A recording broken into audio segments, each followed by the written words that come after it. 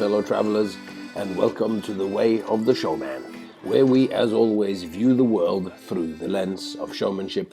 I am Captain Frodo, and I will be your host and your guide along the way. This episode, I am back doing a Skype call from Las Vegas to Stockholm, talking to my good friend and fellow podcast host, Jay Gilligan, and he asks me questions again that he has pulled off the episode using some fancy AI overlord snippet cutting thing, I was just thinking we were going to jump straight into that because it's quite a long one. We end, as you can see, more than almost 2 hours. And the only thing that I wanted to comment on was that in the heat of the moment, I confused two people when we, towards the end of the episode, start talking about the imaginal realm.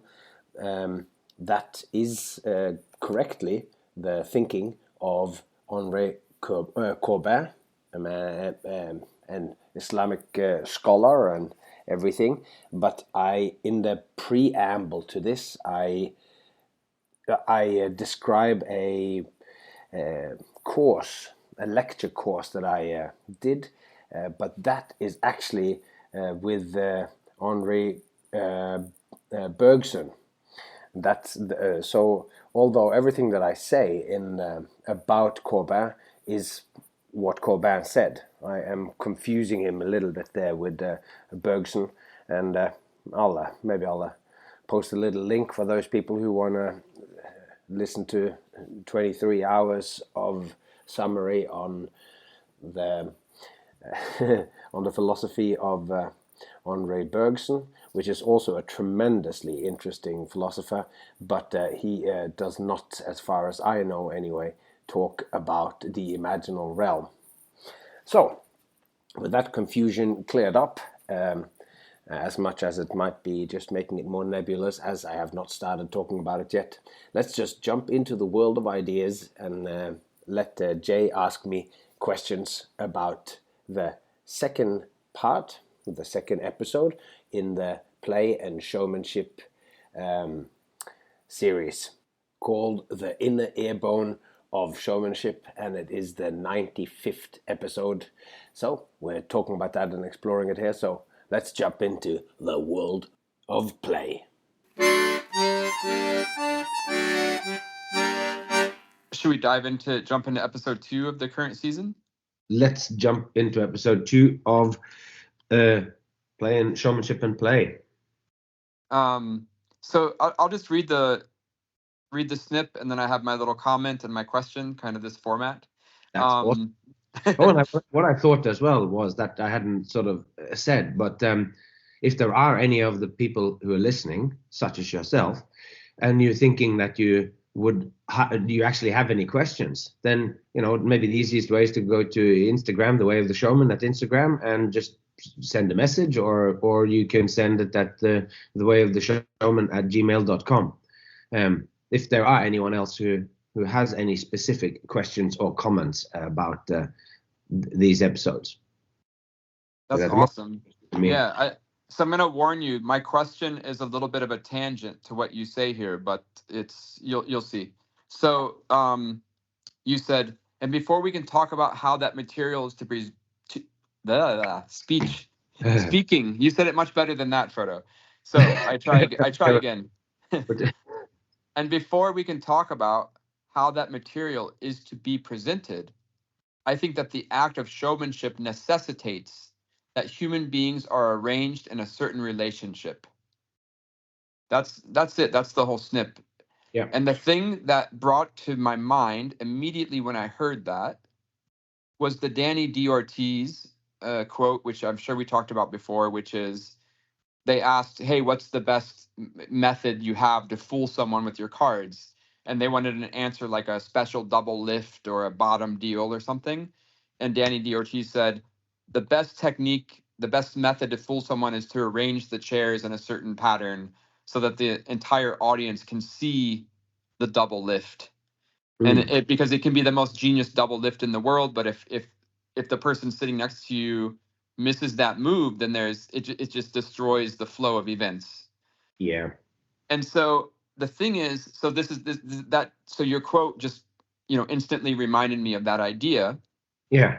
About like physically arranging, the human beings are arranged in a certain relationship. But the reason I love this quote from you so much, and I wanted to ask you more about it, is this is another aspect of performing that I think most of us, including me, take for granted, like most of the time, right? So when we think about doing a show, we think about, oh, what music are we going to use, and maybe even how loud should the music be, and what's our costume, and what's the lights. We go into a lot of detail about what we're doing. It's not a trivial task, but there are, of course, many things that we just have to take for granted. And one of those things is that, like, yep, there'll be an audience and they're going to be more or less paying attention in this certain way. Like, there's going to be chairs for them to sit in, I guess. I mean, I know there's ways we can play with this format. There's the whole immersive theater thing where it's walking around a space. I get it that we often, as artists, we think about how is the audience going to sit, and what is the physicality of the venue. But just in general, again, I don't want to talk on that level of detail, but zoom out a conceptual step up, and you're talking about arranging human beings in a relationship. That's so much cooler, Frodo, than being like, where's the audience going to be?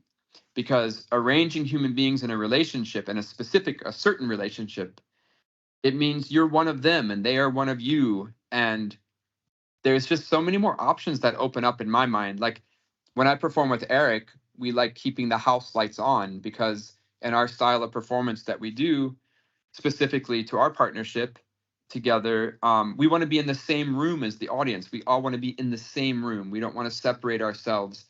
We don't want to have a hierarchy that, like, there's the audience that's passive and there's the performer that's active, right? And so that's also another example of this idea of thinking like, hey, we're a bunch of human beings and we're arranged in a certain relationship. And to drill down that far down into the fundamentals of your performance craft is pretty rare. So can you talk about how you deal with this relationship and this arrangement, and how did you come across this basically, and how do you deal with it? Yeah. So in the next episode that comes out, actually now I don't know when this one is going to come out, but it's this might actually come out, so it might be in the previous episode that comes out. I talk again about what showmanship is, and this showmanship that I see, this has to do with because I'm trying to look at it at the most, exactly that what you say, at the most fundamental level, and try to get beyond it. In shorthand, it's also that I have done many different things. I've fully identified as a magician when I was young. Then I fully identified as a circus, or specifically a juggler, for a long time. And then I identified as a freak show performer. And then eventually those things went into, let's just say, then I started to go, what is it that I do? And also when I help people, when we did La Clique or La Soirée, and I was talking to people about how they could fit their act into the show.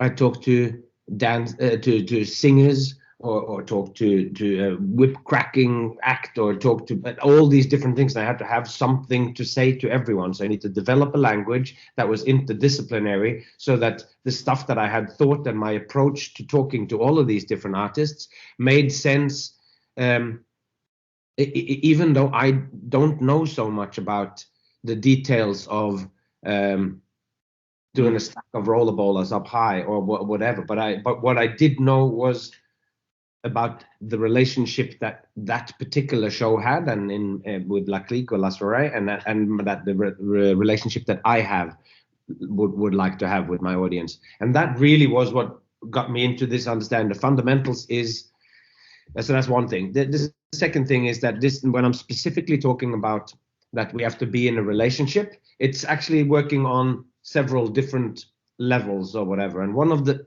first things, and this comes from this that I talk about in the Showman's Manifesto, that a showman is someone who faces the other way. And when I wrote that and sort of stumbled on that, and I wrote this kind of poem or whatever that I read aloud in an episode that I can't remember the number of, but that is, now that I'm doing the rewrite of season 2, the message stuff that comes there, this poem is the red thread of part 1. It takes you through the whole, my sort of philosophy of showmanship can be told through this poem. And the line that caught my attention was that I'd written was this thing of a showman is someone who faces the other way, where couldn't find anything more sort of fundamental in what that was.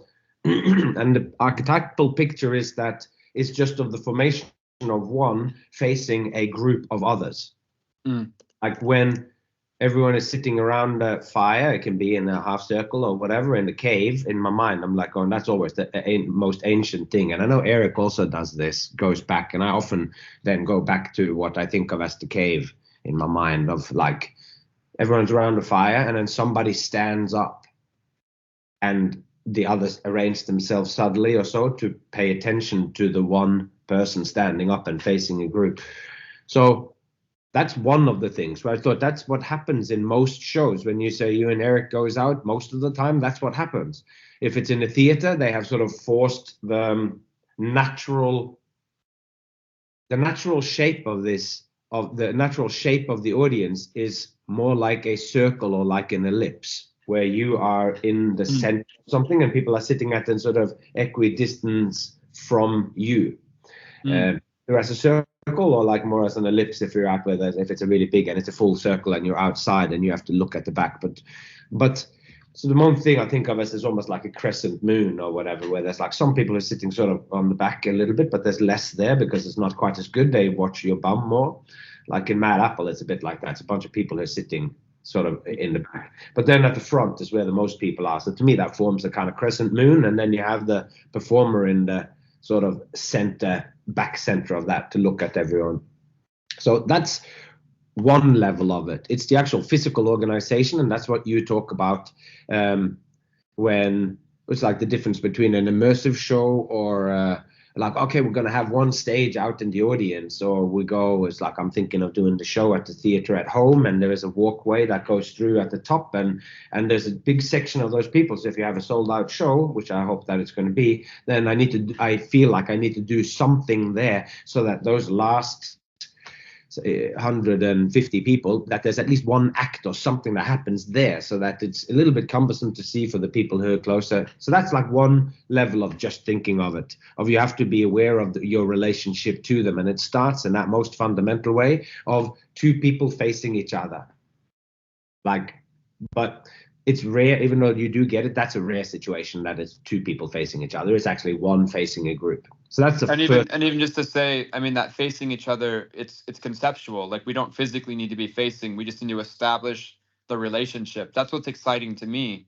Yes. Is that it's a relationship. It's not a specific, concrete, locked in exactly like this, When it's in general, people say, like with theater or whatever, you shouldn't turn your back on the audience. But I turn my back on the audience a lot, but I never turn my back on them so that they think that I have forgotten about them.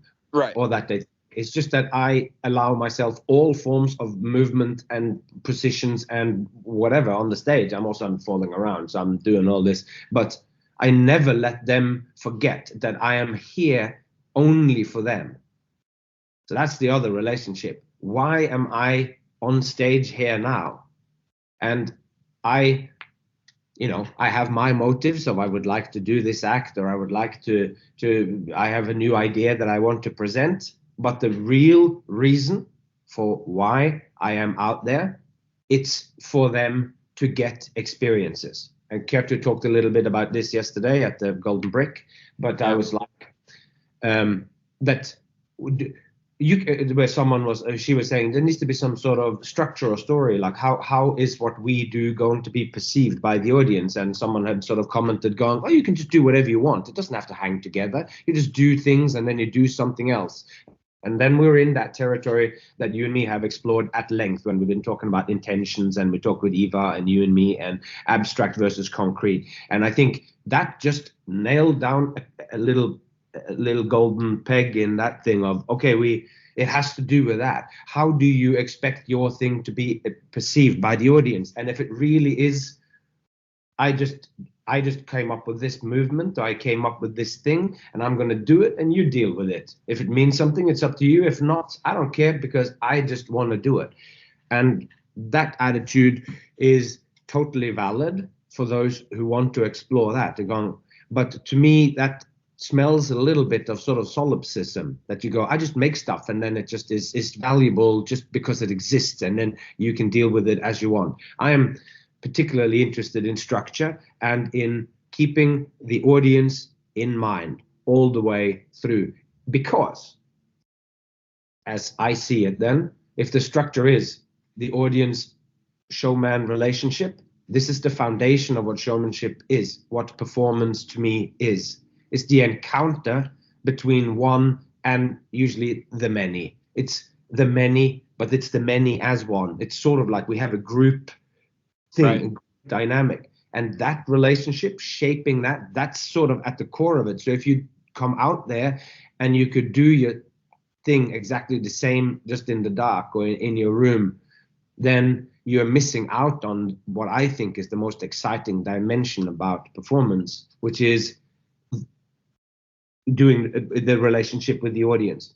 And I go one further perhaps on there, where I'm going, when I am only fully a showman, I'm only fully a performer, fully when I stand in front of an audience and they are watching me and this relationship is alive. If I am just standing in my room, magic room at home practicing, that isn't, I'm still preparing to be a showman, and that's the inner aspect of it. If you divide it up into the show and then you have the man, or the man as in human, the human being, then that's me at home preparing to do the show. But that thing only comes alive and only is a real thing, just like you can prepare yourself for a dialogue with someone or a conversation, but until that other person is there, it isn't actually a conversation. So with that, not only is it that I go out and I am there for them, I am there, and when I turn my back on them, I still have them in mind,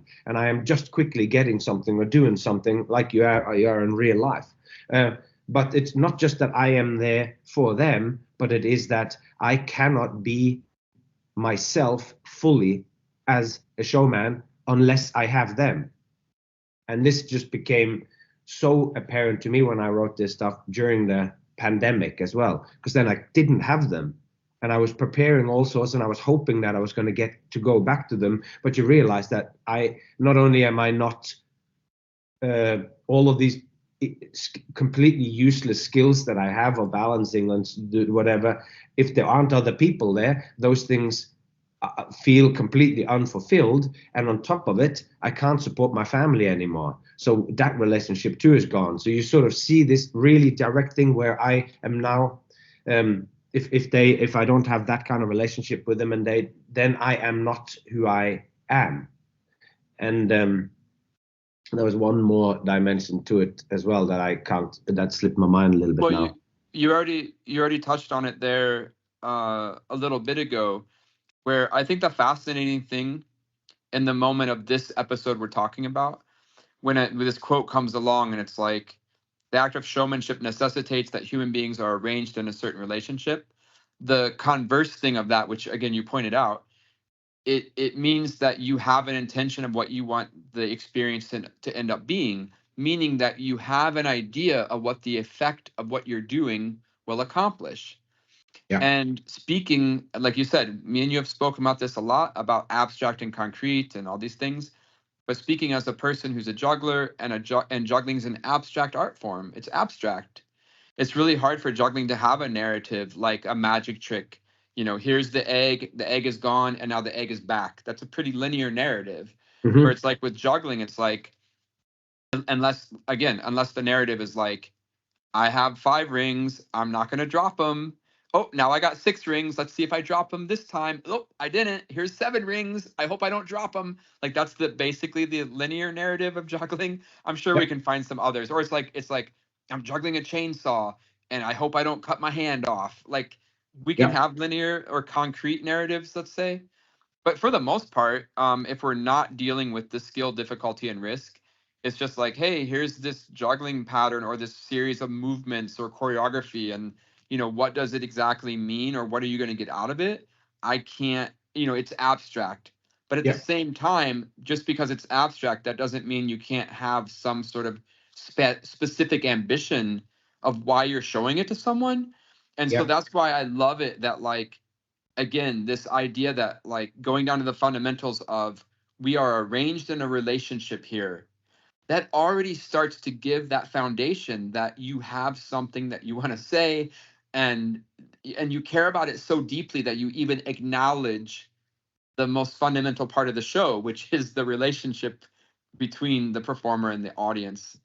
And so, yeah, so for me, it was like a light in the dark, or like it was shining a light on this other thing farther away down the line of making a performance, where it's like, hey, not only is the performer and the audience in a relationship, and everybody goes, yeah, obviously, duh, like that's that's so obvious, but hold on now, that care to detail and attention and intention, down the line isn't so obvious later on. Like I said, again, if you're going to do juggling for some sort of visual or like, contemporary dance or some sort of abstract movements, it's much harder than to talk about it.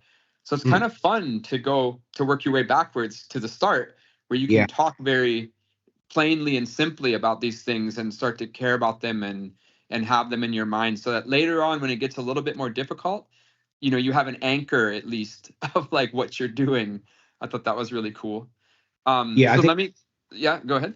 I think that's really good. That is what this is. It's to what that this is particularly what season 2 was about, which is Mm, currently what I'm rewriting at the moment. So that's to understand showmanship, or understand what it is that we do on a really low, primitive, or right. fundamental level. Yeah. And doing that means that if you have that in the bottom of as a foundation for what it is that you do, these things will permeate through all of your work. And juggling, as all of the other performances, things that we can do and show people, is ultimately, in terms of the relationship with the audience, it's an experience for the audience. That the art that we do is not so, it's something that they naturally understand linearly through time. And like Kurt was talking about, it doesn't have to be a concrete thing that you want to say. She was doing a show that is quite political, so she was using that word a lot. Like, it doesn't have to be a political thought. For me, it doesn't have to be that it expresses something specifically biographical about you as a person, Mm, or it might not need to be specifically about any philosophical aspect or whatever. But to keep the experience in mind for them, and to have a goal for what you want that experience to be at the end. So you want to have make and that so structure also just means, how do you divide your act up? So you're doing the 5 balls and you're doing the 6 balls, as you said, or rings, and then you're going to juggle the chainsaw, and you want to make sure that these are at different points in the show, and you instigate then the game, or the whatever that thing is, like where you in the beginning you don't drop, and then the first time you drop, you have the possibility now to play with what drop means and whatever. So then you have that thought into the show that, okay, I'm doing this, but then, and then when that happens, then comes this bit that deals with the fact of dropping, which is when you say you immediately start to go, what's a throw, what's a catch, what does the drop mean? And mm, those are themes that naturally comes up in the, in quotation marks, story of juggling, like the mm. relationship that you have with the audience. If you juggle a whole lot and don't drop, then they go, oh wow, we understand what this is. But then all of a sudden the ball can drop, and you have explored in many of your shows, it's like uh, not just like, oh, this gust of gravity, and you pick it up again, but you have explored all the stuff that can actually happen on the floor, from rolling the flashlights, and that I remember from the first show I saw of Yeah. yours in like 2002 or something, when Yeah. that's in Sweden there. And I was like, because I've rolled clubs on the floor, but I hadn't seen, there's like the idea of doing that with a light and how the light cast. Anyway, then those things are stuff like it can be still be abstract things, but you can deal with them and deal with them in different ways. And it's the key thing is just to have what is the experience for the audience, because this comes down to this thing that I'm going, okay, well, the relationship is important, and then the audience is expected to be able to pay attention. So we need to make it sort of nice for them to pay attention. If you make it really difficult to pay attention, that you don't do anything like minimalism or whatever, then in circus people don't expect that you're gonna do a juggling show and all you're gonna do is to throw 3 balls 3 times over the hour. If that is what you do, then you're down to a very niche. You're in sort of John Cage territory or whatever, where and that's also okay, but that's not what people expect. So usually there's going to be more to it than that. All right, I lost my thread in there. No, you're good. Let's wrap up this snip with a little extra quote from it. It will tie up everything we said, and I'm super excited about the next one. But to finish this up, you had a couple nice things here that really fit. It will wrap it up. It says, there needs to be at least one showman, someone who has something to show, and that can get the attention. And there needs to be someone watching, which will be the audience. And I think this structure is more fundamental than how it is that what you're doing is going to be presented. And that goes back to the Danny D. Ortiz thing perfectly. So the guy's asking him, hey, what is the thing that's to be presented? What is your best method? Yeah. And Danny's like, no, the method is that people can see what I do. And so that's the structure that's more fundamental than how it is, what you're going to present. So I think that's really fitting. I like that idea that it's more fundamental. And again, going back to this idea that that's not something we normally talk about. So I wanted to highlight that in my mind here. Yeah, it's a great point. It's again, absolutely. Everybody's got to see, and that becomes before you do any method in the middle. And he's a magician, Danny Ortiz is a magician, and the magician are asking for magic methods, and he is talking on what I feel like on the level of showmanship. He talks one level deeper because of Tamariz and because of Ascanio and his sort of big teachers or whatever, Leonard Green and David Williamson, who is his big influences. But yeah. Well, it's like someone asking me like, hey, so you have a new show, what do you do? And oh yeah, I'm juggling in the show. Oh, how do you do that? Or what's the show like? We never in our normal everyday language say, well, get this, the show starts off and there's an audience, right? Yeah. Who's not me. And I'm not part of the audience. I'm a performer, and they're watching what I do, and I'm giving them an experience. Like, we never start the conversation from there. And I get it, like why we don't do that in everyday casual life. But I think as an artist in the or whatever you want to say to, as a showman, right, in the rehearsal room, in the creation room, I think it is dangerous to skip over these conversations we could be having. I mean, I think it's great that you start from that point. And you don't just assume that that's happening. It's perfect. Yeah, and it's also like, because what I feel like is, as soon as I was working with the TJ here on the new act that he has, or when you and me are working on the show, then we immediately start getting into the details. Will I stand here? Will I stand there? Will I say this? Will I say that? Will I go? Whenever I'm going to make an actual act or or have a collaboration with someone or help someone directing someone or be co-creating an event, an act or whatever, a show, then it becomes all about the details. But those become that's sort of secondary, because if you can clarify what it is that you want the experience to be like for the audience, what the experience is for you, not just I have a couple of things there, because then people can throw at me, which sometimes happens. People go, maybe this thing, maybe that thing, I could do this thing, I could do that thing, maybe I could juggle this, I could do this, I could swallow a sword, I could do, and then I go, whoa, like, I don't know what all of these things are.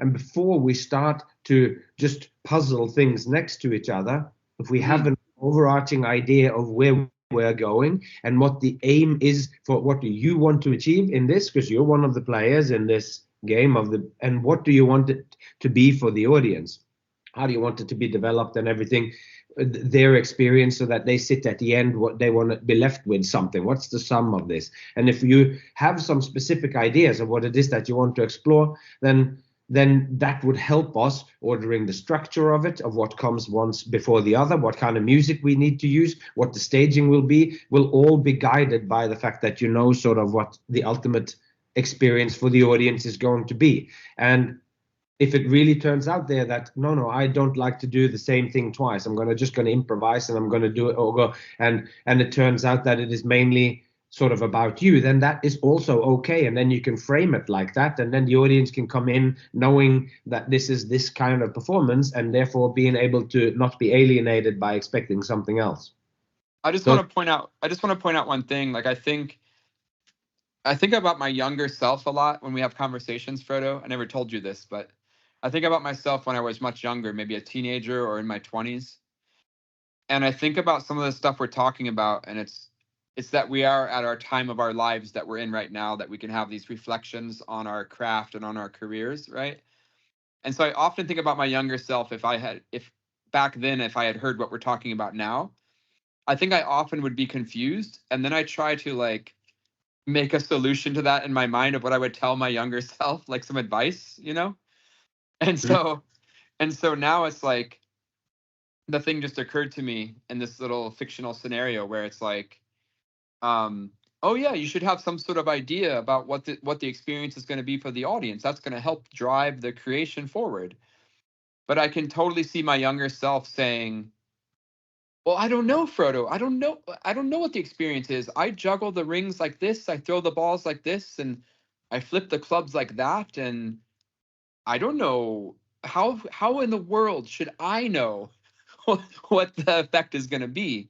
Yeah. But then it occurs to me now, the advice I would give my younger self, or to anybody who's wrestling with that question, because I hear people say that a lot. You know, they're like, I don't know what it's supposed to mean. I don't know what it's supposed to say, or what it's supposed to look like, or I don't know what the audience will feel when they see this. It's like, I think a good place to start with that is just to notice what you feel and what you experience when you watch someone else. So go to a show, see a show, and then don't just take it in a casual way and go, oh, it was good, or oh, it was bad, or I was tired, or whatever, or it was hard to find my car, like a space to park my car before the show. I see lots of show reviews like that, you know, it's like a show review and someone's like, really bad parking, you know, you're like, okay, that has nothing to do with what we're talking about. So in that way, though, go and watch a show and pay attention that when you see someone doing maybe the similar discipline as what you do, or whatever, right? How do you feel? How does it make you feel? What kind of experience did you have? I think if you have to start having a critical eye towards yourself in the audience, and that will definitely help guide you, give the audience an experience when it's your turn to be up on stage. You right? Like that's a yeah, absolutely. That's the method. And it's really great that you bring up this idea of how to present this to different people, because we are in a particular part of our lives, and we've been in the business for a long time. So you start thinking on a grander scale, and that's why I'm thinking when you go to a school, or as you are meeting the people who become mentors in your life, what's happening when you meet a good mentor, somebody that you trust, is that person will point to things that you don't yet understand. And that's what's so interesting why I read a lot of magic, is because there are a lot of people within magic, maybe not a lot, the majority of it's just tricks. Hold the deck like this, show the card like this, or when they give you the coin, then put it in your right hand and go, and so much of it is just like that. It's the detail. Yeah. But this is what I think of the Buddhists call the 10,000 things, and it confuses you. There's just everything's going on everywhere all the time. And then you go, yeah, and then it's difficult to know what to say or what to think about anything, because everything is happening everywhere all the time. But when you then start to look at what it is and you take a standpoint for yourself, I am the one who faces the other way. That means my relationship to the world now starts to fall into place as well. As I read the book, as I practice my skill, I am aware that for this to make meaning, I need to be able to present it to someone else. And if what I have to present to other people is of no value to them, if it doesn't keep their attention, then if it's difficult or if it's uninteresting or whatever, then what I have to show does not have that immediate value. And if you're writing music, then this can turn out to have value in the future. If you are making a movie that's misunderstood now, it could turn out to be one of the great movies of all time later. But if you're doing live performance, then it is harder for that thing to remain. Then you got to write things down, or you got to make movies, and then you're already in a slightly different relationship to your audience anyway, if you're going to make performance videos or whatever. So the sheer kind of depth of the importance of what we do, the actual activity of it, it means that we're going to need to pay attention to it. And yeah. And what is it that's on, and I talk about this often as well, on when you go, because one is the relationship, we have to be like this, but what is it that happens in that moment? When I'm standing facing the other way and the audience is facing this way, then they pay attention to me. And they give me their attention for a period of time. As they sit in front of me for 1 hour, I have prepared something that's going to be shown, and they pay attention to it. And that means that what my role in that is if the audience is there, then I have to curate the time and attention that they give me. So I have to decide what to do with the time and attention that they give to me for a specific time. So for 1 hour, they give it to me, and then I got to shape that and go and all that this then becomes, it's like to think of a way to structure the material that I am presenting. And in that, just that last sentence, that has in them then what I think is the anatomy of what an act is, or what that encounter is. It has those three elements. There's a lot more to it, but it's somebody has to do it, the showman facing the other way, and they have to show you something, which is your material. It's the juggling, it's those things that you're gonna. The material is usually something which is, it's an action. It's something that you do. It's not something that you stand on stage and think. Even if there are extreme cases of Buto where nothing is happening, but a lot is going on internally. That's an edge case, and then those things need to be organized in some sort of structure. So if you have character, structure, and material. Okay, hang on. I'm just gonna have to take a really quick break, because I think Saskia has gone to bed here. Go for it. I just texted and said what was going on here, and that. Okay, good. Yeah. So I think that's kind of, and back to the question at hand, or whatever, that got a bit philosophical again, and this is my tendency to go quite philosophical, and this is what the conversation with you helped me pull me down to earth. And your question is, what would this advice mean to the younger me, who I too was like, went into circus school, and one of the goals that I had, well, I went to circus school for 3 months at a course in 1996, so I can't say my experience is so big, a lot, but I came in and I was like going, okay, well, I think I want to be able to do consistently 240 throws with my 5 balls. I want to have a club juggling act to music, and I want to learn a bit of trapeze, whatever. Like I had these goals that were just like so kind of short-sighted, or just all stuff that what you've talked about before. Like I come in and I go, what I basically needed was 2 to 3 months in the gym, just making these things, but that I could have done somewhere else.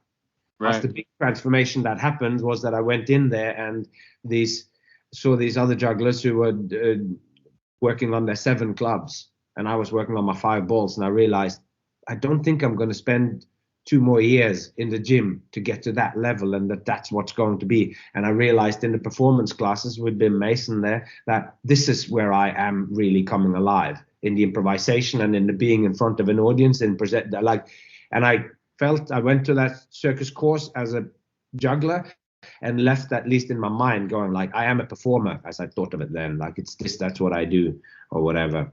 So and then to that thing of going, I think it's that a good teacher or a good elder or a good mentor, as they often call it in magic, it's like they call it, like, he was one of my mentors, he was one of my mentors, and it's just people that you had a on and off sometimes relationship or whatever. It's not like that you sat there and waited for them to get up in the morning or whatever, but like whenever I saw them there, they would talk to you specifically about your art and your craft.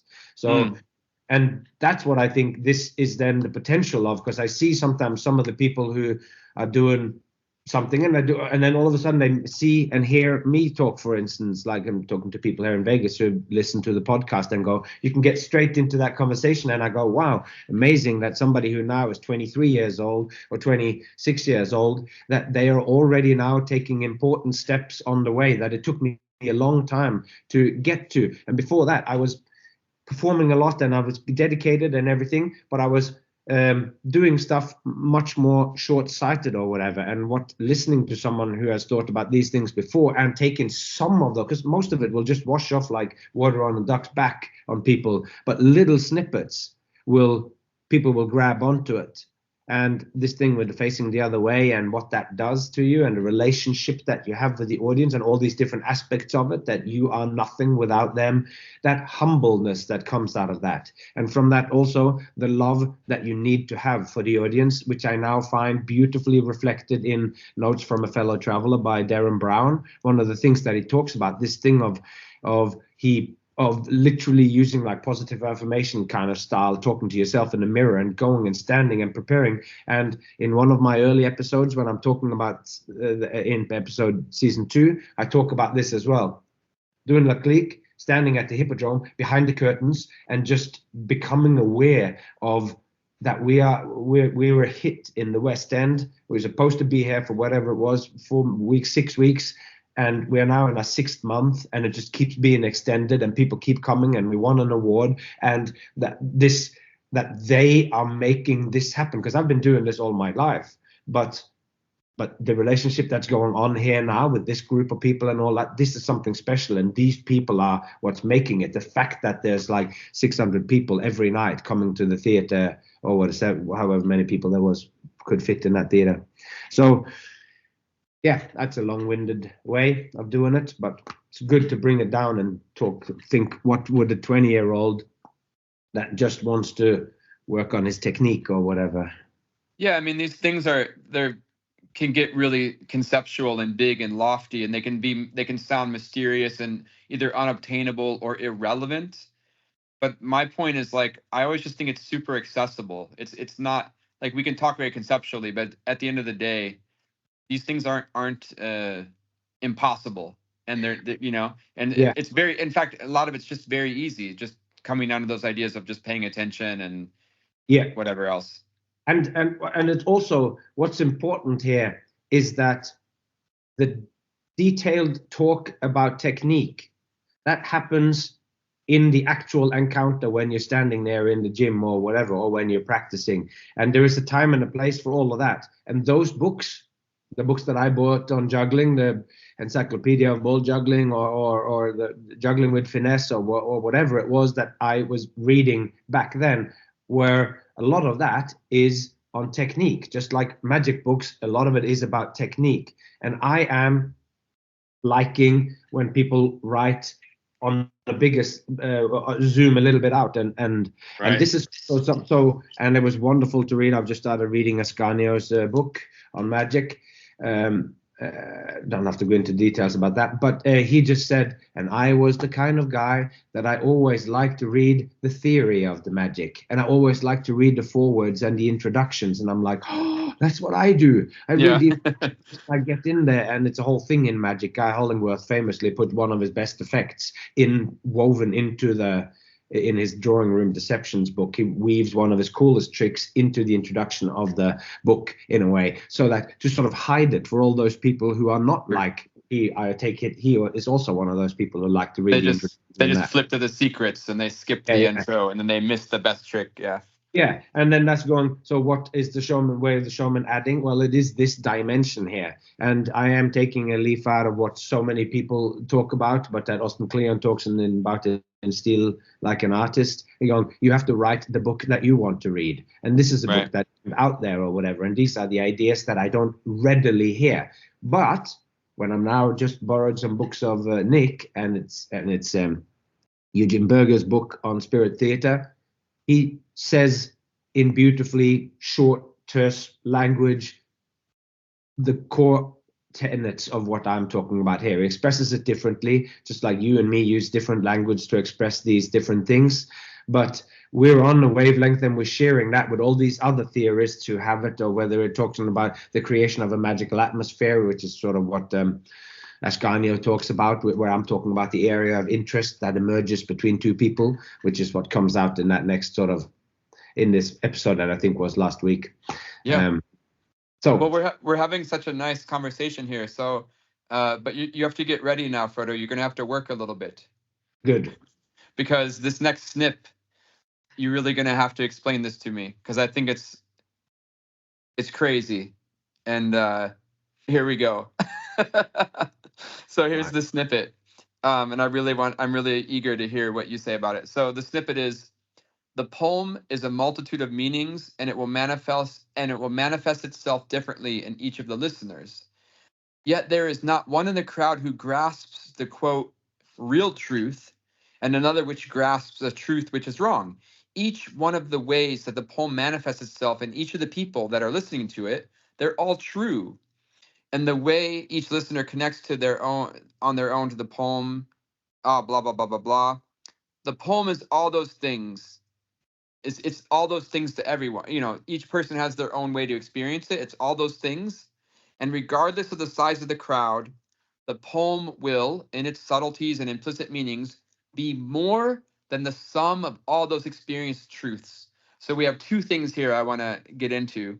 Yeah. The first thing is this idea, because we just had a long conversation now about what do things mean? Like, what do you want them to mean? What's the experience that people are having, right? And now this directly gets into that. So it says, you're going to do something, and the way that people experience what you do for each person is going to be different, but it's not going to be right for one person and wrong for another. They're all going to be equally valid. So that's the first thing I would love for you to expand upon, or again, comment on your relationship to that, or how you deal with that in your work. And then the second thing is that because of that phenomena or whatever, then the poem, because it has all those multitudes of meanings, it will be more than the sum of all those experienced truths. Yeah. That's so hardcore. So yeah. preach it to me, brother. Okay, so brothers and sisters, I have wonderful news. When I present something, I try to be as clear as I possibly can in saying it. But in being clear about something, when you're presenting it on stage, the way that it is, the way that people connect to things most deeply is if they can sort of live themselves into it, or it relates to them. So if I become extremely specific about my thing and gives a whole lot of details, and I constantly say, it's not this, it's not that, it's not this, it's not that, and you narrow it down to something, when you narrow that all the way perfectly down so that there's no, then you are in the territory of manuals that explains how to use something or how to do one specific thing. When you change the oil, you unscrew this, you have a thing underneath, and you pour the oil in, and then you go, you want as little ambivalence, as little shadows, as little poetry or metaphor, because we just want it to be a single entendre. It's just one thing that's being said, and that is possible. And it is really those things that make the greatest art. because the more singular it becomes, then it's only about one thing. And I then think of those books which are the great stories, like the difference in my mind between Lord of the Rings and C.S. Lewis's Narnia series, where C.S. Lewis is an avowed Christian and has some extraordinary, wonderful things to say about Christianity and everything, but Aslan is Jesus. And in George Orwell's 1984, it is about the Bolshevik Revolution. I can't remember now, but it's like and this is this, and this, and the pigs are these. Right. And to me, not knowing or knowing that somehow makes that thing less than, because then you can say there is a right and a wrong way to understand this. And the more you want to sort of didactically tell them something, you get into a manual or into the teacher who want to tell you how the geometry of a triangle or how to solve an equation.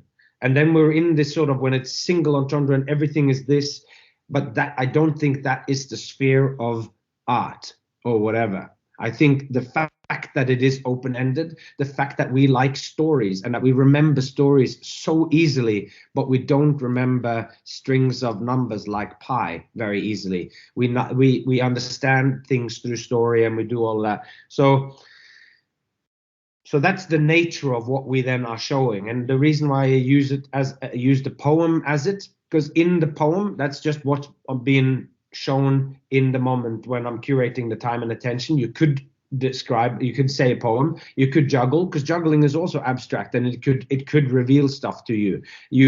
We have a tendency when we watch abstract images move, if a triangle and a circle, and there's a famous example of this, and the triangle is standing in one way and there's a ball that goes up and the square keeps bumping into it, and people think it's like, oh, the ball is trying to roll up that hill and the square is knocking it away, or like they make up these stories, and then they all of a sudden can remember all the stuff that's going on because now there's a story in here. But if you just try to imagine remembering the random movements of a fly in a room, you can't. It went this way, that way, up there, and then after a while you go, I can't remember what it did. But if it flew towards the flowers, but then it got scared from the thing and then it went right, all of a sudden you can remember that thing. So right. So there's natural sort of story in it, and then they're putting the poem at the center of it, so that you could do that with juggling too. You go, oh, it's the red ball that's chasing the other one, and all of a sudden they can. That's not a good example, but you know what I mean. To just yeah.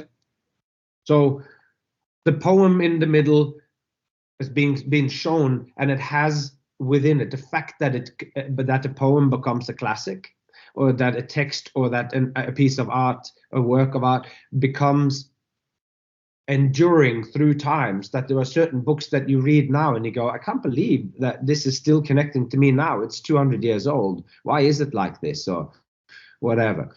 And I think that it does that because what they have crafted, and the reason why I talk about books and stuff and poems and that is because they're concrete things that I can share like now, but I can't share a performance in the same way or whatever. Right. Yeah. And the book, then you can share part of it, and you can get it through music, I guess, with notation. But it is that whatever this text is, it affords me truth, because truth to me is not the truth, at least that it is about, that art is about, and the truth that we are presenting and sharing with people is not a thing. It's not 2 + 2 is 4. The truth that we are sharing is something that happens. The authenticity that we spoke about last time is something that happens. It's the experience that we have with the audience that this was authentic, because you can have an authentic experience when Hamlet talks about his dead father or whatever. You can have a genuine connection to it, even though it never actually happened in real life like that. This thing might express a human truth on a more deeper level. And how you connect to that will be subtly different from everyone. And the works which are exhausted after their first reading, because they are like a text, a newspaper, it's printed on crappy paper because it's supposed to be thrown out. It's just what happened that day and whatever. Like it's not, but the enduring things that goes on in our lives, they are the stuff that continues. And myths are like the perfect example of that. They're these boiled down patterns or structures or stories that when you read it today, it seems to be speaking about your situation today. You go, how could they know about Narcissus and Echo, his of how Narcissus is all in this thing, and the woman who's his nymph who's looking after him is the Echo, who can only say things that other have said. So she's echoing back to him the things he said. And there's a wonderful book, a Norwegian book, about this woman wrote about this myth, and she parallels it with social media. And you go, oh, like, then the myth of Narcissus and Echo and the guy who looks in the pond and falls in love with his own reflection and has Echo as his lover on the side, just repeating back what he says or repeating back. It's like, this is the picture of the echo chamber of the social media, but it is an ancient Greek myth, and it was about something else, but it's also just about itself. But what we find then are perennial patterns that continue to occur, and we continue to find truth in it throughout human existence. So that's what I mean with that. The myth there was not exhausted when everyone had, in 1856, when everyone had written about that myth. It hadn't exhausted itself because social media hadn't been invented yet. So when I read that text now, and it just blows my mind when this woman is laying out and the details of the myth and continue to go, and it's like, but it keeps fitting. And then, oh my God, it was because Echo had been unfaithful, and she had been talking all the time at Narcissus's wife, and so that the wife wouldn't pay attention that Narcissus was having an affair. So someone was just talking bullshit at her, and the punishment was that she would only not be able to say, just blabber on and not have any content. She would only get to repeat what other people said. So you look at all these interesting details within the myth as a sort of a package of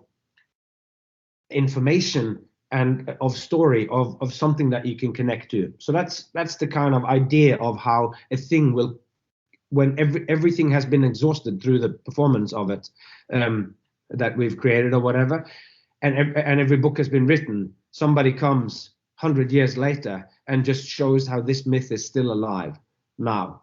And that is the nature of the performance. And it is still also then, that's what you hope that your art will be, that you can continue to do it for this person or for that person, and to know you can also face the other way and do a lecture. That's also a relationship to have with the audience.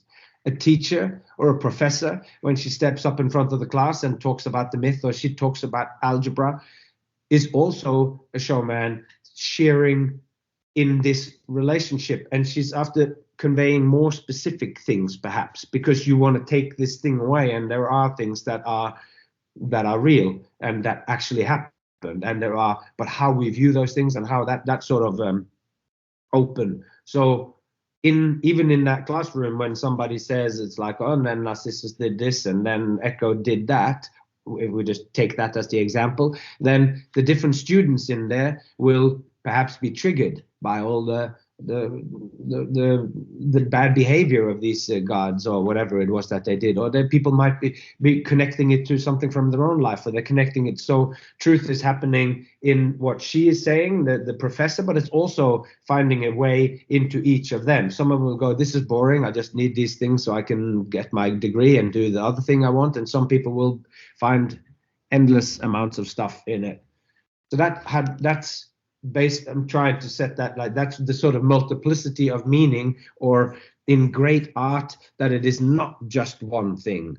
It's not just it's not just that singular thing. It's something which is expansive, and that there is room for them to live themselves into and to connect it to their own life. And that's what I talked about last time with you. It's like, that's what depth is. Depth is interconnectedness. It has to do with how things correlate with other things, how they pictorially correlate, how they directly correlate, where they came from, and so that's what a thing, something you do, a poem, and that poem can be told through juggling, for instance. Or when I'm delivering texts, and this is the last thing I say, and I used to do the cans, I still do the cans. But then there was a time when I was made a solo show back in 2006, and I had so many more ideas of what specifically is going on when I say follow your dreams and that little speech that I do.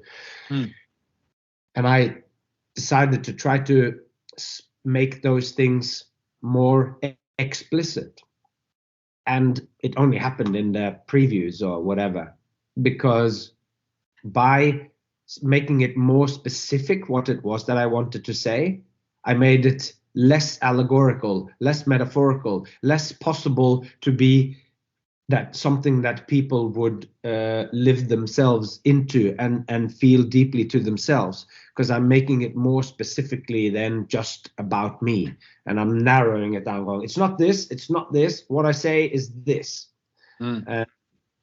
And when you narrow it down like that, which is why, like, as soon as I start working in text, and I am making it less than when you are developing your all the crazy pictures that you create, and with the juggling the balls and the flying VHS tape and the fan, and like where you go, there's so much room for me to come into yours. And the back end of that is that they sometimes goes, there's so much room in there that I don't know what to do with it. And in my performance, it sometimes can be that when I first start doing a piece, I am so concrete about what it is that I am doing that there is no room for them to live themselves in and to fully go. It just becomes me delivering, here's something I thought, you deal with it. Like, yeah, I mean, this idea that the poem or these things mean different things to everybody, then it, again, I think it could be potentially intimidating to someone who's like, but wait, we were just talking that we have to know what kind of experience we're going to give people, and now all of a sudden I have to I don't think about the audience as a collective one, but I have to think about each individual. Of course, that's impossible. And it comes to mind a funny story I have to tell you. Ivar Heckscher had a really fun idea, like concept for a show, because he was really into this idea of doing things that are not only appropriate for the audience, but things that are necessary. He always talks about necessity and says, what does the audience need to see today? And of course, that begs the question, well, needs in what way? Like, to what end? Or like, what are we trying to solve here? What are we trying to fix? But he had this proposition for me. He said, you know, what you should do is you go to a town and you read the newspaper from front to back every single day. You go to the same cafe where everybody eats and you eat that food with them and you sit with them.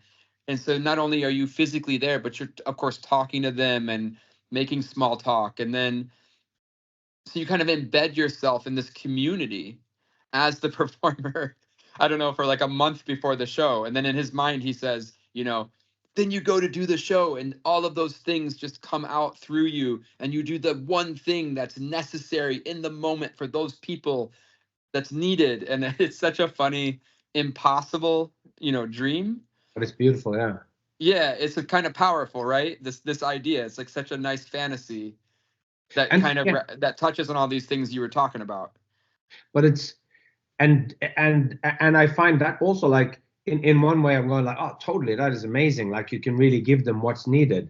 But what also is like almost like the shortcut or whatever to that as well is to go in and you do those things, but maybe you only do it on the day that you're there and you settle and you look at the paper and you read the whatever, like you get, and Well, then you might be able to find which archetype, which poem, which myth is it that's necessary for, hey, what is it that's going on in your thing? And that's what, where you sort of have the wisdom or whatever, where you can go, oh, you are interested in, like the fortune teller, is it sex, money, love, or whatever, I can't remember. There's a few sort of key human that is what, when you come in to talk to someone about what to do with your life, or a psychologist, it's the same situation. There are a few different things that you wonder about. Who am I? Or like identity, or like there's a few, and it's not endless.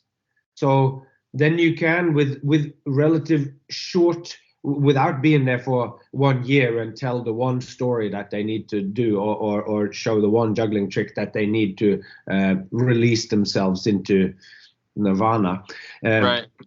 It's like to find that right, to find the bigger pictures, and that's what sort of art does. It's you look at Munch's Scream, and it seemed to just capture a whole like the angst and existentialistic angst of the 19th century, 18th century, like like 1800s. I mean, like or turn of the 1900s. It's like the new world, or like, and then you get this one picture, and then you can take that, and then you can tune into something bigger.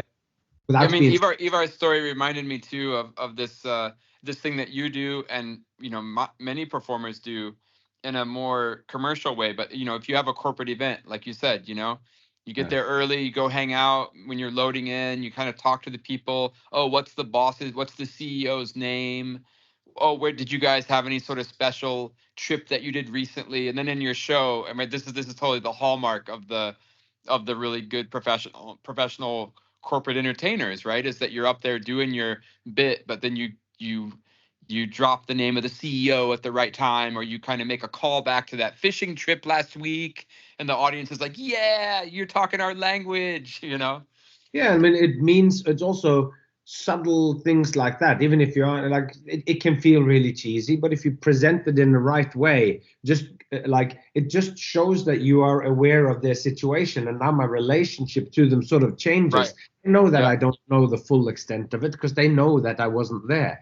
Right. But they don't know which stories I have heard or whatever. So there's like I have in a miniature way embedded myself into their situation. And at the time when you saw me, that you vaguely referencing here, when I did that in Norway, it's also, there was just like an organization that I kind of know a bit about. It's like the people who make all the tracks that goes through the forest and all that sort of stuff. And I knew that they just built, all these pensioners had renovated a house in the forest that now is open for anyone to come and visit or whatever. So I knew what that organization was doing. So I could just drop those things and the development and give a round of applause for those people who'd finished doing that and all that. And it just created this perfect sort of atmosphere where I was from this town and I knew about this project, and there was a lot of people from out of town who'd come to be there. And I just knowing those things and saying it just created this real sort of intimate kind of vibe at a pace that I was almost not expecting. Like it felt so jovial and so like, even though there was however many people in there, 300 people in that room, and just it just had this real sort of intimacy that we know each other here. And then I pulled the guy out to do the whip thing with him, and everyone's it's this guy, and I knew a little bit about that. And then all of a sudden it feels like a little bit like it says in the poem, a showman is someone who faces the other way, someone who has walked with the crowd but then turned around to face the others. Because I am no different than any of them. On a human level, I have the same worries and the thoughts as them. I'm nothing special. I've just focused on this one thing, and I spend a lot of time thinking about what is the experience when I turn around, and then I ask for their attention. And when that comes, it's my task, because that's the next line of the poem. I turn around to face the others, and I call for attention. And when I get the attention, I have something to show. It's like, that's not the words of the poem, but that's what it is. And what is it that I then have? Once you have the attention, it's all baked into that experience of it. And if they feel like I have just been walking with them, and then I turn around to share it, we have this level of intimacy that might be, on one level, it is, I don't know what exactly you guys did today in those lectures and the talks and the walks in the forest that you guys did, but I know what it's like to do those things. And on that level, I am now making truth happen here between us, even though the details of it wasn't fully true or whatever. I mean, what you just said there and articulated, I have to say, I think a lot of people are searching for today, in the way of, I mean, in the circles that I'm hanging out in, for better or worse, in the way that, people talk about maybe circus from the past. It's about being superhuman. It's about being superlative. Right? It's not about being one of the audience. You're not the same. You're a superhero. You have a superpower. And what you're talking about is the opposite of that. You're saying, hey, we're the same here. I mean, yeah, you do different things than they do. You have different skills, but you're relatable, and you're a human being like they're a human being. You have a connection there. And you hear a lot about that today in contemporary circus. people saying that like we want to go away from the sensational or spectacular as if it's like a cheap, kind of cheating or a not or inauthentic Yeah. kind of presentation, and that people are looking for this kind of authenticity and this idea that performers are also humans, and we're not, especially since the pandemic. In the pandemic, there was a lot of talk about sustainability and performing in many different ways. And one of the ways was this idea of being vulnerable and having weaknesses and saying, hey, I can't do my triple backflip without proper pay and time to warm up and good lights and all these conditions that circus performers as a community kind of often overcome because we're used to fixing the situation, right? We're not like the orchestra where we have, oh, it's 5 o'clock and the bell rang, so we put our instruments down in the middle of the song because it's the union, or we're on the clock, and like it's all these protections for artists. And then because of course when the pandemic came, we all had to examine what we were doing, and a lot of the governments wanted an examination of the field so that they could kind of quantify the economic damage. So a lot of these conversations started to happen that weren't really formalized before. And then you start to say, oh, yeah, well, actually, as a circus performer, I'm often asked to do what would be considered superhuman things in terms of like working conditions in relationship to the techniques and the skills that they're presenting. Right. I mean, how many shows have you done, Frodo, where you show up and you can't see, the lights don't work for whatever you're doing, but you do it anyway. You do the trick anyway. You balance the spoon, you catch it on your ear, and you do it anyway, even you can't see the balance properly. And that's like such a bigger, metaphor for this tenacity that circus people kind of usually have. And so I think in contemporary circus, at least the discussions I hear a lot, is like people are kind of wanting to reject that idea of like that I don't say better than the audience, but that we are on an elevated level on some way, that we are presenting ourselves to the audience as something that's more than and different than, instead of saying, no, we're all the same here. Like, I'm the same as you. We're all humans and we can relate to each other in that way. And now that we have this relationship, hey, check out this cool thing I want to show you, right? So I think what you just, like, you articulated that thing that a lot of people are searching for in the contemporary circus communities that I hang out in, at least. Because to me, it's like, it's yet again, both of those things are true. Because you can absolutely present yourself as more than and different than and whatever, and it's like the ballet star that's just like out of this world or whatever. You're going, I am just like you, but then they go out and they dance, and you go, no, we are not the same. Or you go out and you juggle the 7 balls or whatever, and it's like presented in the right way. They go, no, we are not the same, because you have this ability. But so in one way you can go, it is also true that we are different, but all of those things are always true. It's like every human being is completely different. And I've dealt with this in one of the previous episodes, and they're going, like, it's the snowflake that's falling down, and it goes, I'm unique, nobody is like me. And that's true, but it is also just snow. And it's like every human being is an individual in every single way. And I mentioned last time Ian McGilchrist as one of the thought people, and then Steiner, but it's also Henri Bergson, and a French philosopher, who talks about this, like that everything is always different. It's like, even when you go back and you do your act the next time, you are different, and the audience will be different, quite literally. Right. Your previous experiences will have changed you, so you can now express other things or whatever. And the snowflake that falls down, it's true that it is absolutely individual, and nothing has ever been like it in the history of the world, but it is also snow. So the different scales that we look at, you can present yourself as absolutely astounding superhumans, and that's what's great as well. Like, you can do that. It can be like that when somebody comes out on stage and you really get the feeling like a superstar is coming out there or whatever. And some caught that thing, and they do their magic show, and they have a very large fake Rolex, and they have all of the clothes, and they have the Gucci stuff on, because some people find that important, even though you know that you might, we saw a show here in Vegas. I'm not going to talk about what it was, but that aspect was permeating all the way through it, and it's like it. I don't know how this person could stay alive or stay open there, because it must be hemorrhaging money, but giving that illusion of success and of that they're rich and whatever. And my friend Nick told me that they made a sort of TV kind of thing online,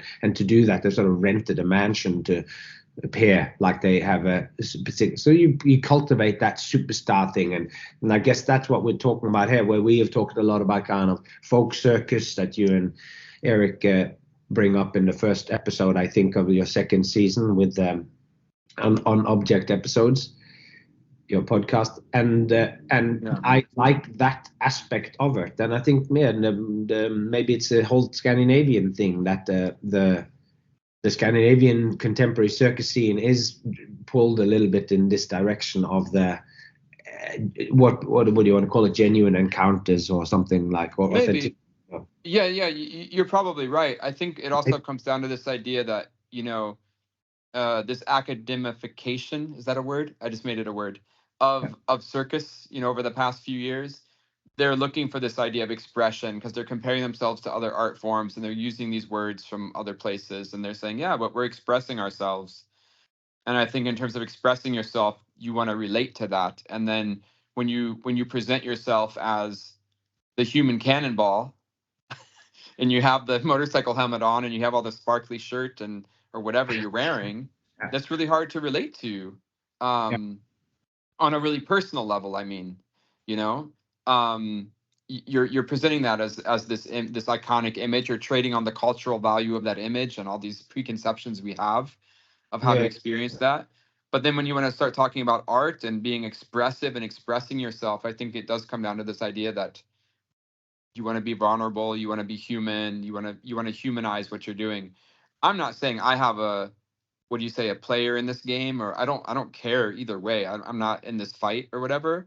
But I do think that you articulated a bunch of things now that people are struggling to, that they're searching for, and so I think it's really valuable what you said. I just want to put this as a highlight or a marker of what you're saying, because I think a lot of people are searching for those words that you just said, and you said it very well. So I appreciate that. Do you want to do one more snip, or are you?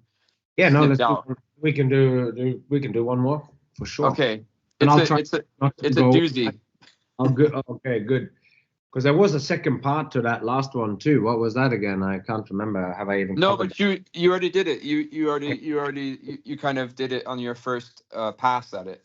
Yeah. The second part was just that that the poem will be more than the sum of all those experienced truths, and I think that's really nice. Like that was what I meant when I think her name is Lindgren, the woman who talked about the myth of Narcissus and all that. That all of a sudden now that myth becomes so unbelievably relevant, and you can't say that the situation with social media was anywhere near the minds of the creators of the myths, but those myths are what they are because it also encompasses our situation now.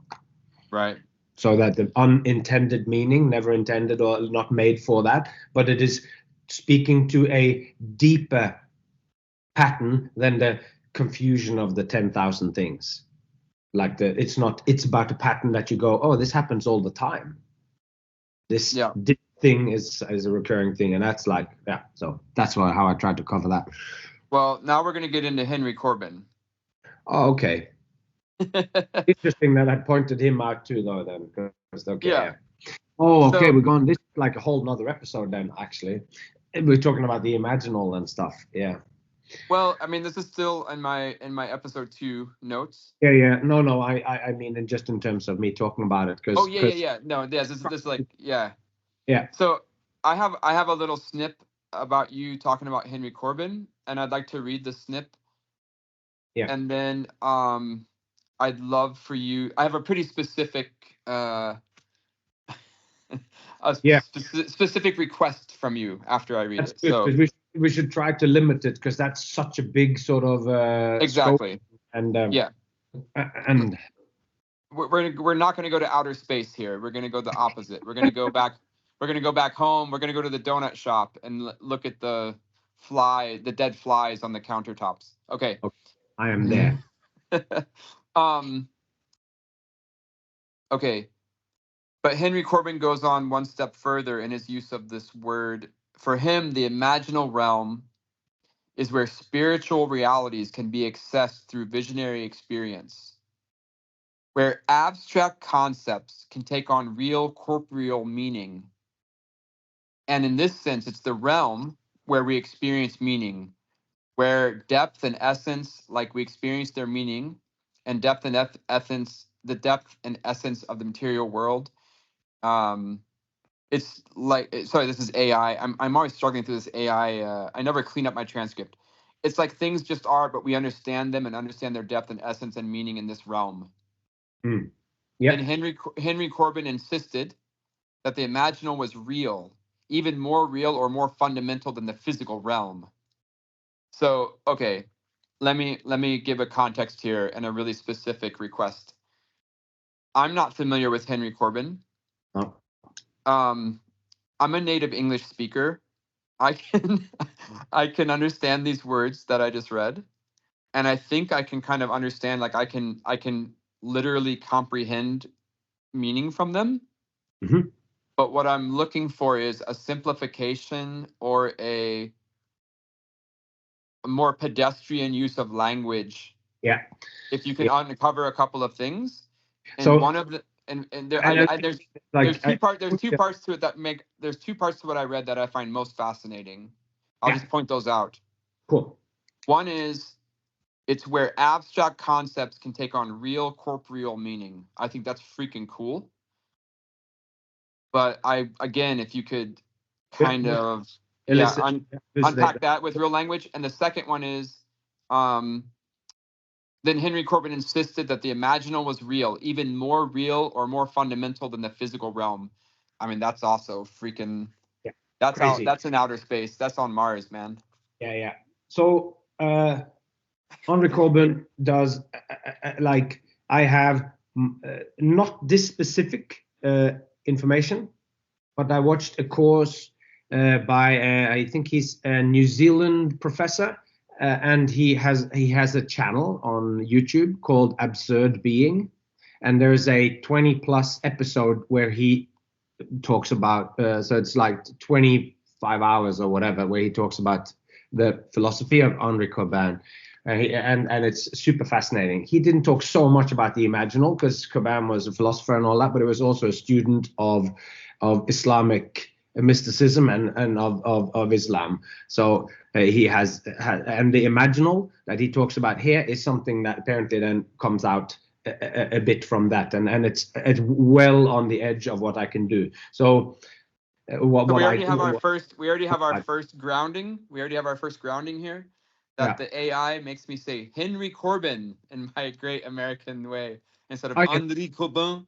Yeah, but I don't know how to say it either, because I also read Henry Corbin. That's also his name. So whatever. I actually, in the episode as well, I realized that I have read so much and heard it, but I'm saying it's a guy. Yeah. No, it's just also the AI transcript is hilarious. How it just like bulldozes over any nuance. Yeah, it's great. But then and just the last one, I did that little summary just before we started talking about Henry Corbin, and that I said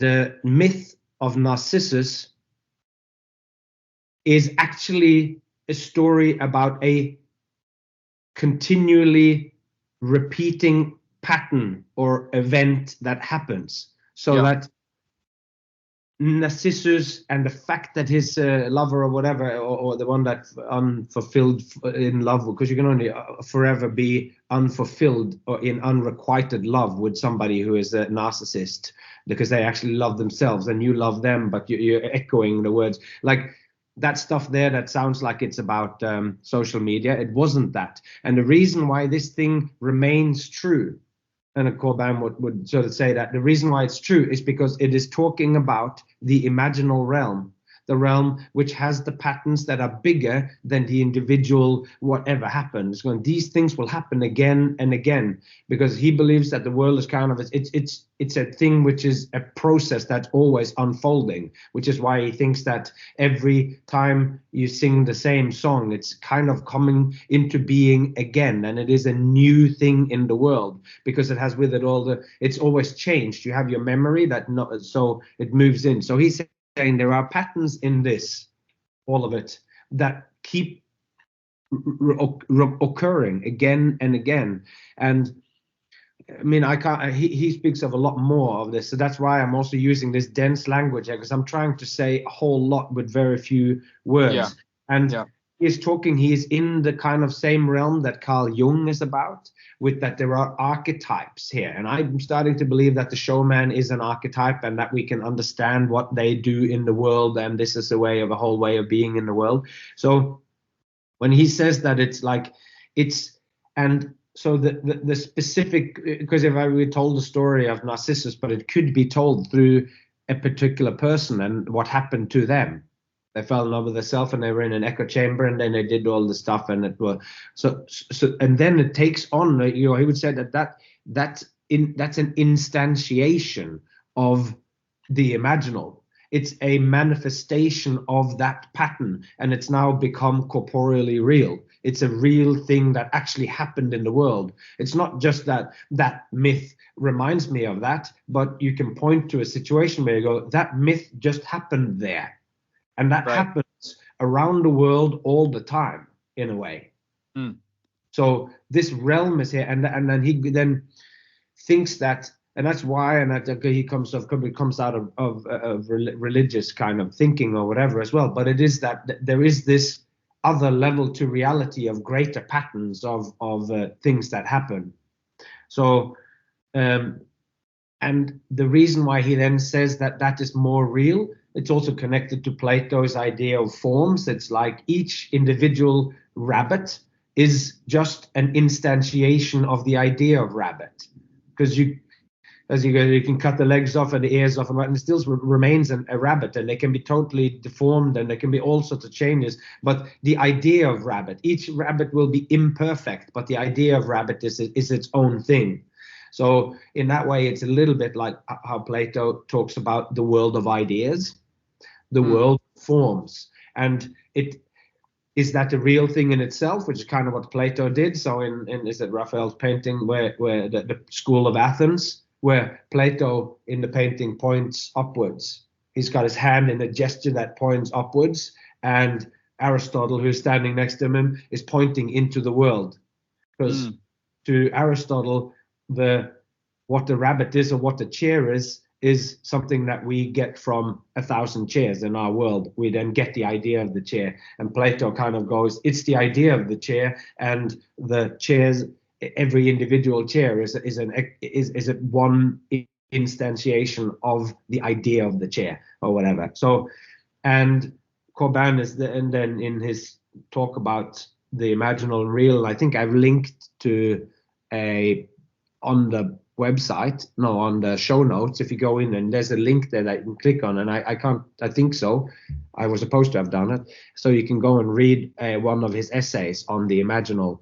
But it is a little bit hard to understand. But I just kind of thought that it is important to bring this in here, that some of the stuff that we do, and that poetry and some of these things, they are kind of the fact that you create an artwork that remains valid and interesting to people, and that gives people great experiences, that you can hear a poem again and again and all that. That is because it is tapping into something which is more universal. It's greater than the sum of the details, and so I'm then. So that's why I'm also, I can't remember if I say, but I think I say, so Corbin thinks that this might actually be real, and there's religious people who believe that this is actually the real world with the angels and all that, and us is just Maya, that it's the grand illusion of existence, which So both Hindus and Buddhists, I guess, talk about that. It's like but the real truth is something deeper or whatever. I don't know if I subscribe to that, but this imaginal realm, I think this is what happens when I stand in front of an audience and they are giving me their time and attention. When this relationship comes to its full conclusion or its full fruition, then we are being pulled into a different way of being in the world.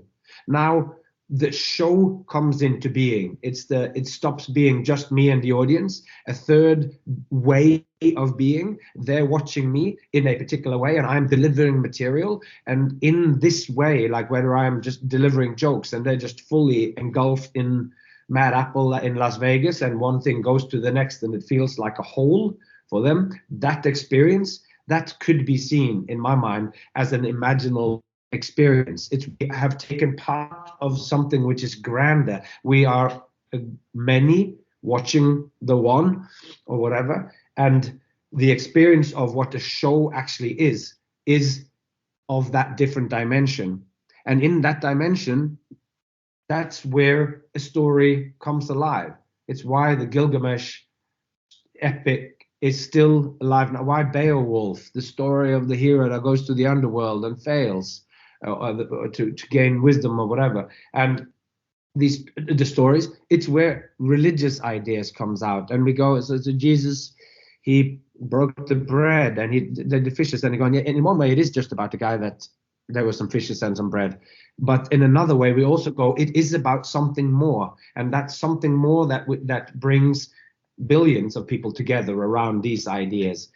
That is the truths that we talk about that are more important than the specific details that you can talk about through 1,000 years, and they continue to give people great depth and meaning, regardless of what the validity of whether we think it's real or not. I don't want to get into that, but that realm, that is the realm that we are tapping into when we're making this shared time and attention together, and we listen to each other in this kind of way that we do.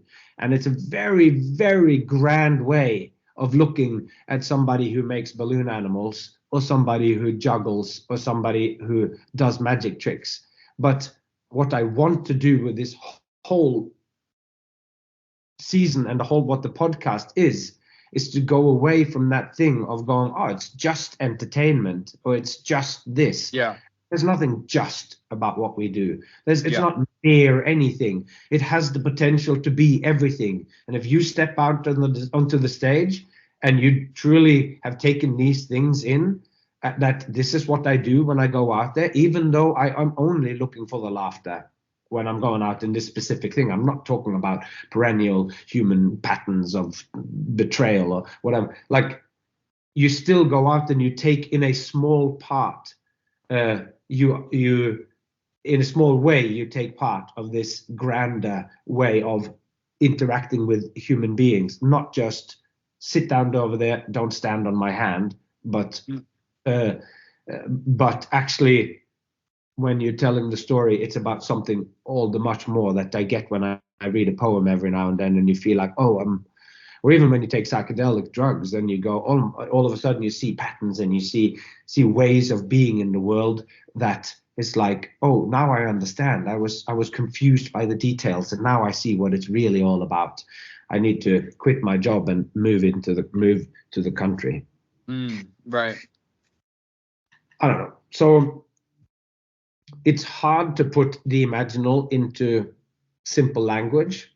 Yeah. It has to do, I think, in a way that it's, because when we talk about these things, we don't need to believe in anything super sensible or extraterrestrial or supernatural, because we have all taken part in these experiences that are in some small or large way transcendent of what happens during a show, when people come up afterwards and going, oh my God, and they don't have language to express it. And it was so joyful, and somehow they feel like wherever they go, it was they come after the show and then they go and they feel like going, when you did that joke and it was like this, they when they say that, then you have this feeling like, but it wasn't just that joke. It was this. It was the way this was connected. And then she came out afterwards and did that thing, and it gave me this emotion. And it was like the whole becomes so big that they can't express it anymore because it was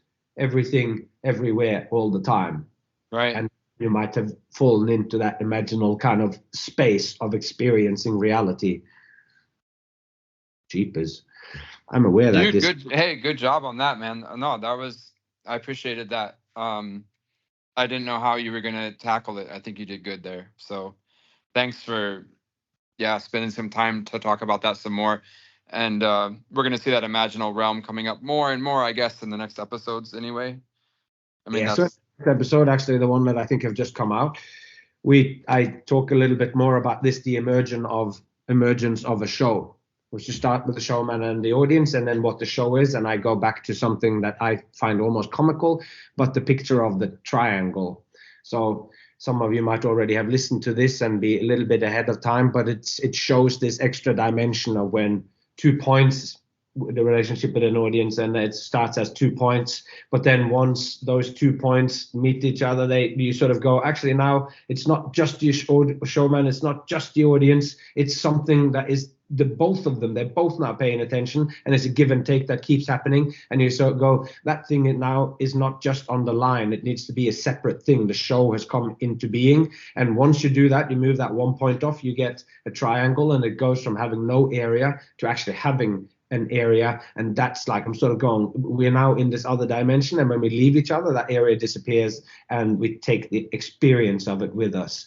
And so I do good. The next that episode is sort of more specifically about what showmanship and stuff is, and I am talking about the imaginal in episode 2 of showmanship and play, because we are looking for what is the inner air of showmanship. What is the same thing that was started out in the ancient times, and that we are still now taking part of.